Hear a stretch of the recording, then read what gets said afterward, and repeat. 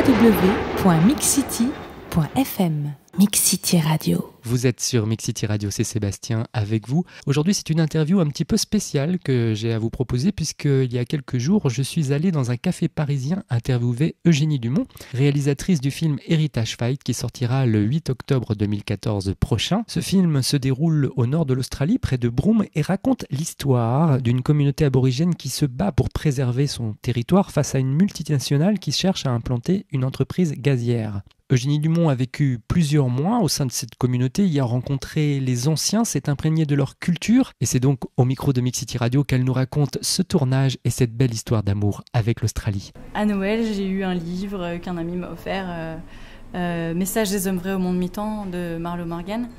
Un livre, c'était pas encore un film, ils ont failli l'adapter au cinéma et puis ça s'est pas fait à cause des nombreuses pressions qu'elle a reçues. Un livre édifiant sur la culture aborigène où j'ai découvert un peuple natif qui pouvait entrer en transe et accéder à des niveaux de conscience différés sans prendre de plantes psychotropes, ce qu'on n'a pas l'habitude de voir par exemple chez les chamans qui prennent de l'ayahuasca, etc. Et qui utilisent en fait la chose la plus humaine qui soit et la plus universelle, qui est le temps du rêve. Et ça m'a vraiment rendue très curieuse au point de vouloir aller voir pour comprendre peut-être leur point de vue sur notre culture qui leur est imposée depuis 200 ans et qui, moi, me mettait en colère. Je suis partie de France avec vraiment beaucoup de colère contre ma société. Contre la société européenne ou contre une certaine idée du progrès qu'on impose à tous, contre le capitalisme en réalité, puisque c'est un peu ça qui nous rend fous. Contre l'idée qu'il faut tout le temps produire plus et croître et être efficace et être en fait un petit robot bien huilé. Et non, c'est ça qui m'a un peu rendue folle et qui a fait qu'il a fallu que j'aille voir par moi-même ce que ces gens avaient de beau à m'apprendre sur mon mode de vie en fait. Alors, aller voir par soi-même, c'est un beau but en soi. Maintenant, beaucoup de touristes vont en Australie et de là à découvrir quelle est la véritable culture aborigène, c'est pas forcément facile. Comment avez-vous fait pour justement vous intégrer à une communauté ? Donc, c'est vrai qu'il y avait cette quête très personnelle, en fin de compte, pour aller à leur rencontre. Mais il s'agissait pour moi avant tout d'établir un échange. C'est-à-dire que je suis partie en Australie dans le but de venir aussi en aide à une communauté pour qu'ils aient une voix, qu'ils aient un média fort, un art fort pour venir soutenir une position, une cause, quelle qu'elle soit. Et en l'occurrence, si c'était tourné contre les difficultés qu'ils rencontrent par rapport à notre société, c'était ce que je cherchais au départ. Et effectivement, c'est vrai que je rencontre plein de gens qui sont allés en Australie, mais qui n'ont pas visité l'Australie, en fait, qui ont fait des sauts de puce de ville en ville avec l'avion. Et en fait, ils ont vécu dans des villes du monde, j'appelle ça comme ça. Moi, je suis arrivée à Sydney, j'ai découvert une ville du monde, pas l'Australie. Après 1 an sur place, avoir fait le tour, j'ai découvert ce qu'était l'Australie.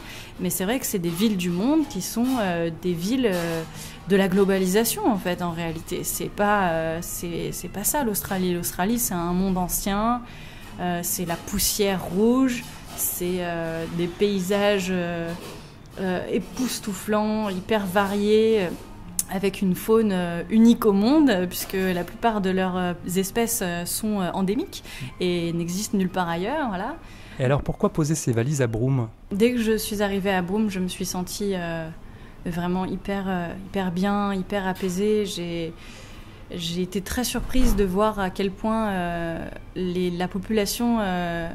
il se passait quelque chose de très bizarre. Les Blancs et les Aborigènes communiquaient entre eux.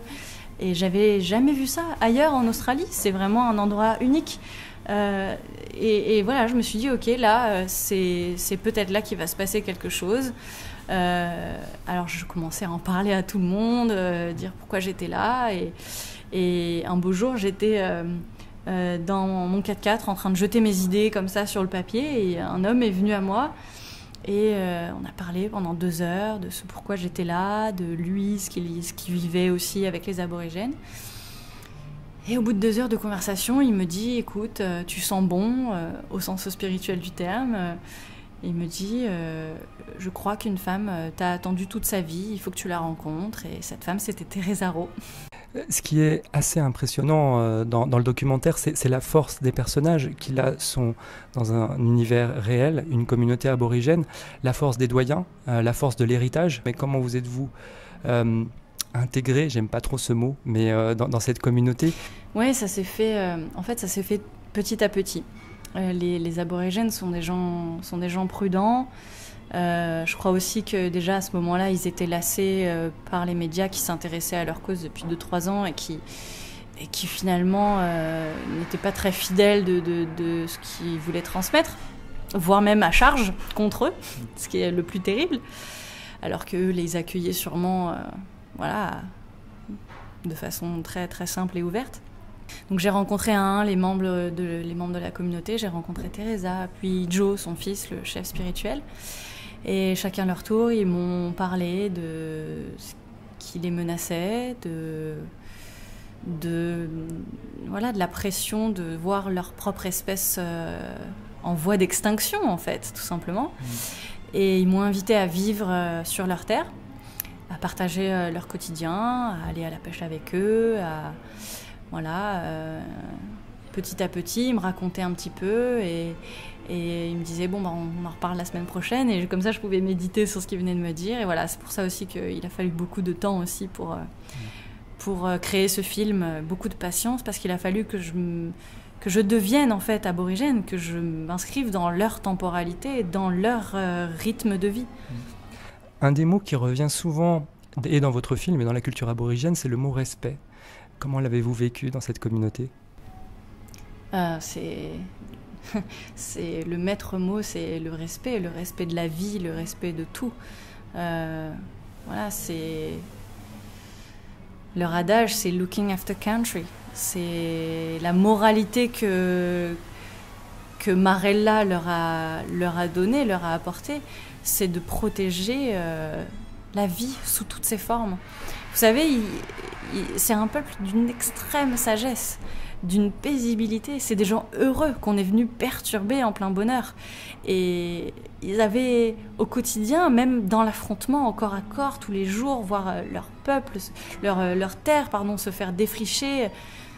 Malgré ça, ils arrivaient à prendre le recul nécessaire et ne pas avoir de haine pour eux et me dire des choses comme ils sont pris dans un système, c'est peut-être de braves types, ils ont peut-être 3 bouches à nourrir chez eux quand ils rentrent et un mortgage, un prêt à rembourser pour leur maison, et ils sont pris dans un engrenage du système qui fait que les pauvres types, ils se retrouvent là à faire quelque chose dont ils n'ont pas du tout conscience parce qu'ils ont été endoctrinés par leur éducation, leurs études supérieures et sûrement leur staff, leur patron, et ils se retrouvent à faire des choses complètement inhumaines. Alors le fait qu'une Européenne filme l'ensemble de la vie communautaire, comment ça a été vécu par la communauté aborigène ? Est-ce qu'ils vous ont accepté tout de suite ? Ça s'est fait en 2 temps. Il y a eu d'abord le temps des repérages où j'ai rencontré une partie de la famille avec qui j'ai vécu, j'ai évolué. Et quand je suis revenue 7 mois plus tard avec mon matériel, mon Steadicam, tout mon barda, ceux que j'avais rencontrés m'ont présenté un matin à 5h du matin en me présentant aux gens qui menaient le combat au corps à corps, en disant voilà notre reporter international, elle va faire un film et faire éclater la vérité au grand jour. Donc maintenant on va faire une interview avec Woodside. Et hop, il m'a fait monter dans son 4x4 et on est allé au devant de Woodside pour que je les interviewe. En fait, ils n'ont jamais voulu me donner d'interview, évidemment. Ça aurait été trop beau. Malgré les nombreux coups de fil que j'ai passés au bureau de Woodside, personne n'a jamais voulu m'accorder quoi que ce soit. Et voilà, ça s'est fait sur le moment. Il a fallu m'intégrer à l'équipe qui était déjà formée. Donc on m'a posé une multitude de questions sur ma légitimité, évidemment. Pour qui je filmais, pourquoi, comment, où est-ce que ça allait être vu, etc. Et moi, j'étais là avec toute ma bonne volonté. Et voilà, il a fallu que je fasse ma place et que je tisse les liens petit à petit. Et finalement, ça s'est fait naturellement au gré des péripéties, des choses très dures qu'on vivait ensemble. Moi, j'ai pleuré derrière ma caméra un nombre incalculable de fois parce que ce que je voyais, c'était trop dur. Et voilà, et au travers de toutes ces péripéties, on est devenu un clan à part entière. Ils m'ont considérée comme leur petite fille, voilà. Une blanche adoptée, je crois que c'est une des grandes histoires aussi de la vie de Broome et des héritiers de ceux que vous avez rencontrés qui ont su intégrer finalement la culture blanche à leur propre culture, faire découvrir leur propre culture au monde blanc. Quel regard aujourd'hui, après toute l'expérience que vous avez vécue dans cette vie communautaire, vous portez sur les échanges qu'il peut y avoir en Australie, justement, ces rapports, entre guillemets, de force entre les Blancs et les aborigènes qui, malgré tout, essaient de transmettre un héritage. La communauté Kularabulo a une force incroyable et c'est le grand-père, Paddy Rowe, le papa de Teresa, qui a compris ça déjà à son époque, d'être persuadé que perdurer tenait à échanger en fait avec les Blancs, à vraiment avancer maintenant main dans la main avec les colons, pour les nommer ainsi, parce que effectivement, voilà, Teresa, elle est née dans le bush, elle a grandi toute nue dans la savane.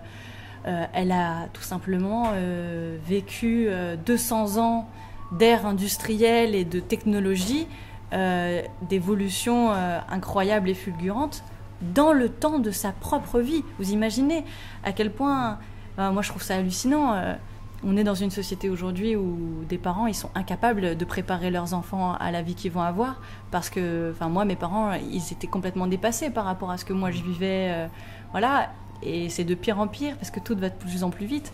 Et c'est vrai que cet échange-là entre les aborigènes et les Blancs, c'est une ouverture incroyable. Et je pense qu'ils ont un message très très fort qu'il faut que nous, occidentaux, on commence à écouter si nous aussi on veut perdurer. C'est-à-dire qu'on est vraiment dans un échange. Eux, ils veulent perdurer. Nous, on va droit dans le mur parce qu'on marche sur une croissance constante avec des ressources finies. Donc ça va forcément se casser la figure à un moment donné. Donc pour faire cette transition plus doucement, plus tranquillement, il serait intelligent que dès maintenant on s'intéresse au message des cultures indigènes à travers le monde, pas seulement les aborigènes, mais les Africains, en Amérique du Sud, les Indiens, etc. C'est une sagesse qui est universelle, ils disent tous la même chose, ils chantent tous la même chose, ils dansent tous la même chose. Et voilà, aujourd'hui c'est des messages qui sont très très forts et que nos gouvernements sont incapables d'écouter parce qu'ils sont trop loin de nos réalités, en fait. Vous parlez parfois de génocide par rapport aux aborigènes. Qu'est-ce que vous voulez dire par là ? Quand on parle de génocide, je veux dire génocide. Ça n'a pas d'autres mots. Vous savez, quand le gouvernement australien a demandé pardon, soi-disant, il y a quelques années, c'est super, il s'est fait applaudir par toute la communauté internationale, c'est génial. Mais ça leur a permis, en fait, d'être de plus en plus cruels avec les aborigènes, sur lesquels ils imposent des choses complètement inhumaines. Et voilà, là j'en ai été témoin halluciné d'une telle cruauté, voilà, d'utiliser la force policière des agents de police qui sont là pour protéger soi-disant la population. Et en fait, c'était un instrument de la compagnie pétrolière contre la population, et ça a été effroyable de voir ça. Parce que au-dessus, tout en haut, il y a Colin Barnett, un mec qui signe des chèques et qui surtout va en empocher et qui prend des décisions très très loin. Donc ça n'a pas de sens en fait. C'est tout le problème de relocaliser le pouvoir. Parce que voilà, laisser les décisions à des gens qui ne sont pas d'un endroit, ça fait que de la catastrophe en fait. Il y a une scène où on vous voit recevoir une amende. C'était un des moyens légaux, entre guillemets, des forces de police de pouvoir vous arrêter dans votre démarche? Alors, c'est une amende que je reçois, mais c'est surtout une move-on notice. Ça veut dire que j'ai une requête de quitter les lieux sur le champ et immédiate, auquel cas, si je ne m'y plie pas, là, je me fais arrêter et s'ensuit un procès, etc. Donc oui, si vous voulez, c'était vraiment un moyen déjà de m'empêcher de filmer la scène, parce que voilà, je me suis fait arrêter plusieurs fois et c'était à chaque fois sur des moments un peu décisifs, un peu cruciaux. Là, je pouvais pas. C'est sur ces fois-là, j'ai pas pu courir dans le bush, mais il a fallu aussi que je le fasse. La police a aussi ouvert ma voiture avec effraction pour me voler mes rushs. J'ai retrouvé ma glacière dans laquelle je cachais mes rushs, mes disques durs, mes dizaines de disques durs, avec la poignée cassée. Et j'ai retrouvé après le policier un peu plus loin qui venait me voir. Et voilà. Bref, et ils m'ont pas mal harcelé. Ils m'ont mis un yellow sticker sur la voiture qui fait que je suis obligée d'aller au garage. Donc ils ont jeté mon permis de conduire dans la brousse, qu'on m'a ramené le lendemain. Enfin voilà, ça a été vraiment une instrumentalisation de la force policière, de la soi-disant justice. Alors qu'en fait, à chaque fois qu'il y a eu des procès, les procès ont été favorables à la communauté aborigène. Ces procès, ces procédures que l'on a vues pendant le film, est-ce qu'elles existent toujours? Est-ce qu'il y en a toujours actuellement? Est-ce que ça continue? Pour les Goularaboulou, non. L'usine à gaz, c'est de l'histoire ancienne, c'est révolu. Par contre, ils ont un nouveau combat qui est en cours au sud-est de Broum, et pour le gaz de schiste cette fois, donc on n'est pas encore sorti de l'auberge, mais la communauté broumienne est déjà en train de se rassembler, de se réunir pour installer un campement sur place, se mobiliser et partir en guerre comme ils l'ont très bien fait la première fois.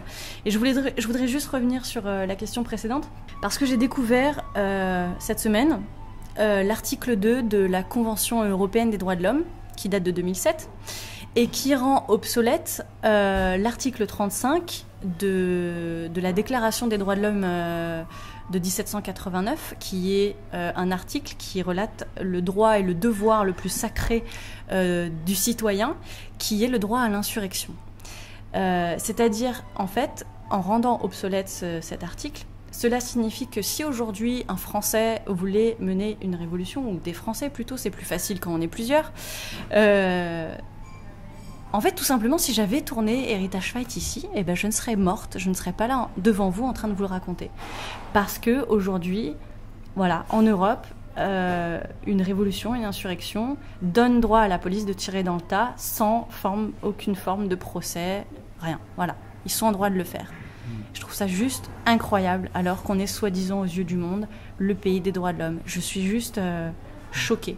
Et vos rapports justement avec les autorités australiennes, si vous retournez un jour en Australie, tout se passera bien? J'y retourne plusieurs fois par an, dès que j'en ai besoin. Ça se passe toujours très bien. Pourtant, je dois avoir plein de PV impayés, mais pour l'instant... Ce film, c'était simplement une virgule dans votre vie cinématographique, ou c'est vraiment une histoire d'amour avec l'Australie? Non, quand j'arrive sur le sol australien, je suis chez moi. Vraiment, ça a complètement changé ma vision de la vie, ma vision des rapports humains, ma vision de l'être. Ça a apaisé énormément la colère que j'avais par rapport à la société, parce que j'entre plus dans une sorte de tolérance et de compréhension que c'est un peu un passage obligé pour arriver à un mieux. Mais aujourd'hui, je vis à Paris et je le vis pas très très bien. Et quelqu'un qui aimerait participer, agir aujourd'hui, qu'est-ce qu'il peut faire en Australie pour aider notamment les communautés aborigènes? Juste intégrer à son mode de vie des choses simples. Il suffit de commencer par là. Je pense que ce que voudraient les aborigènes, c'est vraiment la paix dans le monde et que les gens comprennent à quel point la vie est précieuse et que notre doctrine métro boulot dodo et toute cette quête du PIB, de la croissance du PIB, elle n'a aucun sens. Et ça peut commencer par des choses très minimes. Un truc qui m'effare, c'est dans tous nos projets d'urbanisation, les municipalités choisissent le bas de gamme des arbres ou des arbustes. Pourquoi mais simplement pourquoi on ne plante pas des arbres fruitiers et des légumes et des potagers dans les espaces publics? C'est aussi bête que ça. Et très bien, on pourrait organiser que les enfants des écoles, une demi-journée par semaine, aillent s'occuper du jardin collectif. Ce serait tellement simple, beau.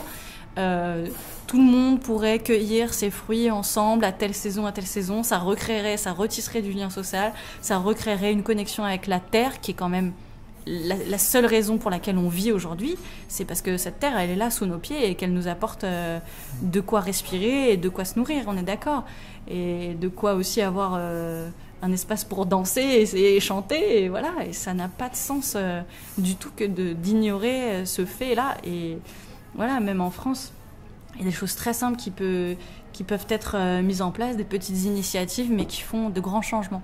La musique, vous en parliez juste à l'instant, c'est un lien justement avec la communauté aborigène.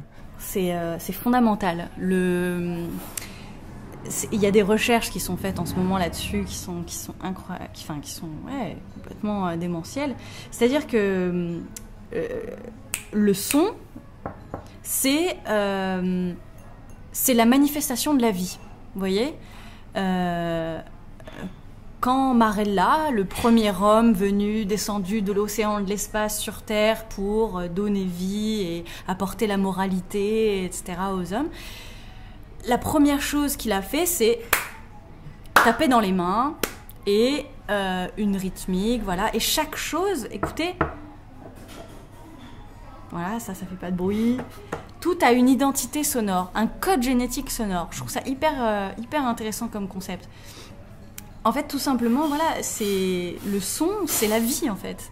Et on trouve le didgeridoo dans des régions plus à l'est de l'Australie, voilà, parce que, en fait, le premier son, ça a été juste les mains qui se frappent et deux bouts de bâton, les boomerangs, qui se tapent l'un contre l'autre pour créer le bruit. C'est la première forme, la forme la plus primale de la musique, c'est la création du rythme. Et le didgeridoo est arrivé plus tard, la songline part de Broome et elle se répand comme ça vers l'est, vers le sud-est, à travers le territoire australien. Et donc le didgeridoo est arrivé plus tard dans ces contrées-là pour être un instrument quand même un peu plus subtil, où voilà, il s'agit de vent, et voilà. Ce peuple que l'on voit danser, que l'on voit vibrer, il n'y a pas d'autre mot, finalement on s'aperçoit qu'ils vivent peut-être même plus que nous. Ah oui, c'est sûr. C'est des gens heureux, sereins, avec une joie de vivre incroyable. Et c'est des gens, voilà, qu'on est venu perturber dans ce bonheur pour exporter du gaz qui est déjà en surproduction en Australie, pour vendre à la Chine, pour que les Chinois ils fassent plus d'industrie, qui créent plus de plastique et qui nous polluent encore plus nos océans. Enfin bref, c'est le cercle vicieux, quoi. Ouais, vraiment, c'est des gens extraordinaires C'est un truc qui m'a frappée. Quand je suis partie la première fois, quand je suis repartie en France pour trouver les fonds, pour faire le film, il y a un des aborigènes qui m'a demandé avant de partir, bon alors qu'est-ce que tu retiens de tout ça, avec quoi tu pars en tête, de quoi l'être humain a-t-il le plus besoin? Bon, moi, naïvement, j'ai répondu de l'eau, de l'air à respirer, de l'air pur, un endroit en sécurité pour dormir le soir. Je savais pas. Il avait pas l'air de... Voilà, il m'a dit, écoute, oui, c'est vrai qu'on a besoin de tout ça. Mais le plus important, c'est qu'on a besoin d'un endroit où danser et chanter. C'était une belle conclusion. Je tenais à vous remercier parce que ce documentaire m'a beaucoup touché dans le sens où il touche des sujets dont on ne parle pas tous les jours et qui font réellement partie aujourd'hui de l'actualité de l'Australie. La conclusion, elle est assez simple. Vous avez des nouveaux projets de films ? Vous savez, c'est dur de se détacher d'une telle dévotion pour un sujet, pour des gens. Tout ce que je peux dire, c'est que voilà, au quotidien, là, ce qui me tracasse le plus, c'est à chaque fois que je lève la tête, que je regarde le ciel dégagé Et avec toutes ces traces qui ne sont pas des traces de condensation parce qu'elles disparaissent au bout de quelques minutes, mais ces traces blanches dans le ciel, je ne sais pas si vous savez ce que c'est, mais ces fameux chemtrails, ou on peut appeler ça aussi la géo-ingénierie. Bon, après, il y a plein de documentaires qui existent déjà, accessibles à tous sur Internet, et donc de là, en faire un film, je ne sais pas, mais je pense que je vais publier très bientôt des timelapses pour faire taire les sceptiques qui commencent à m'agacer, à me dire que ça n'existe pas, que c'est pas vrai. Moi, je me souviens très bien quand j'étais petite, quand il y avait 2 avions qui se croisaient, ça voulait dire que j'avais un amoureux. Et soit j'ai beaucoup plus de prétendants que ce que je croyais, soit vraiment, il y a clairement un problème, ça descend en nappe nuageuse, ça s'étale et d'un seul coup la température chute de 10 degrés, alors que quand je vérifie sur Internet, la pression atmosphérique n'a pas changé d'un pouce. Voilà, donc c'est vraiment fait de la main de l'homme, et c'est fait avec des produits chimiques et des substances qui sont hyper nocives, hyper cancérigènes. Tout le monde tombe malade autour de moi en ce moment, ça commence à me gonfler alors que il n'y a pas de raison. Et voilà, donc c'est un peu un sujet qui m'ennuie là. Merci Eugénie, en tout cas c'était vraiment très agréable de discuter de cette facette de l'Australie que j'ai vraiment envie de faire découvrir aux auditeurs. Merci à vous Eugénie. Toute à vous de vous y être intéressés, et merci aux auditeurs de s'intéresser aussi à tout ça, en espérant que ils trouvent toute la guidance possible dans le message que mes aborigènes ont eu à leur donner. L'idée c'est de les faire danser, c'est bien parti. Super.